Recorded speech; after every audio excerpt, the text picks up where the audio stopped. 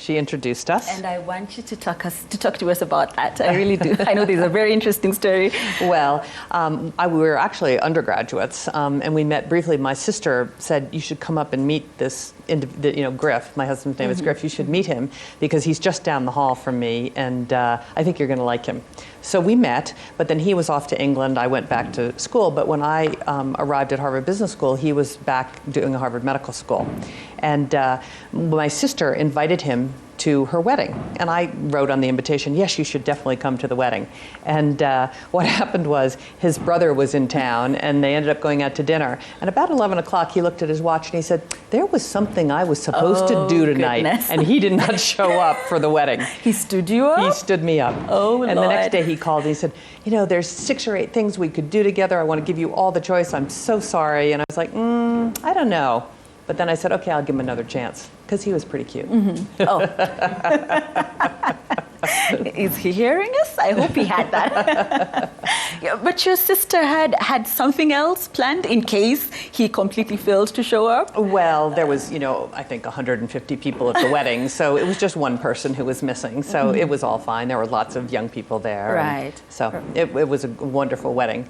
And I did notice he didn't show up, but I thought, well, things happen. Right. Okay. And of course, you've brought him up, or I did. I asked you about him, and I am aware that you relocated to Kenya together. Yes. Could you talk to us about that? Yes.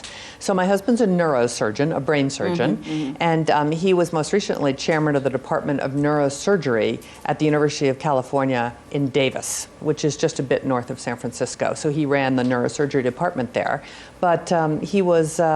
He was game, and we've traded off each other's careers over time. We used to laugh that no sooner does one of us, get a career going than the other one has a different idea. And so we used to say we sabotaged each other's careers.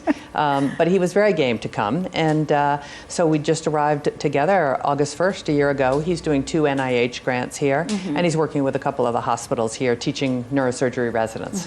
What did it mean to you that, he opted or he chose to come and stay with you here? Well, it means a lot, right? I mean, you always need a supportive significant other or spouse, and we've really supported each other over the years. Sometimes I've moved for him, sometimes he's moved for me, and so I think maybe the next time is going to be his turn. Oh, yes. Your turn. Well, this was my turn. I think or maybe our next job will be he may figure out what he wants to do next. Sure. All right. Let's talk about some of the activities that you two love doing together, especially here in Kenya. Hiking, for instance. Yeah. No, we're big hikers, and we've hiked the Ngong Hills 3 or 4 times. From you start, right underneath the windmills, and you go up the 7 hills and end up at the other side.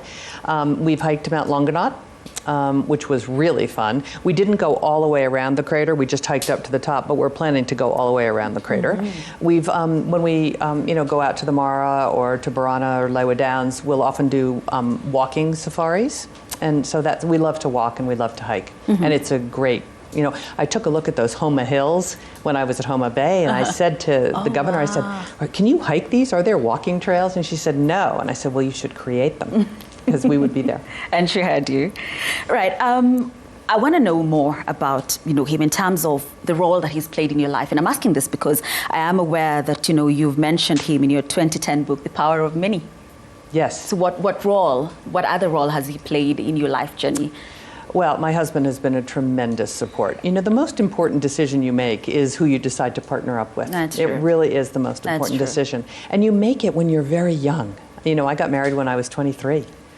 So, you're making these life decisions, and you look back now and you think, gee, did I really have enough knowledge to make that decision? But we've been married 42 years, actually 43 this summer.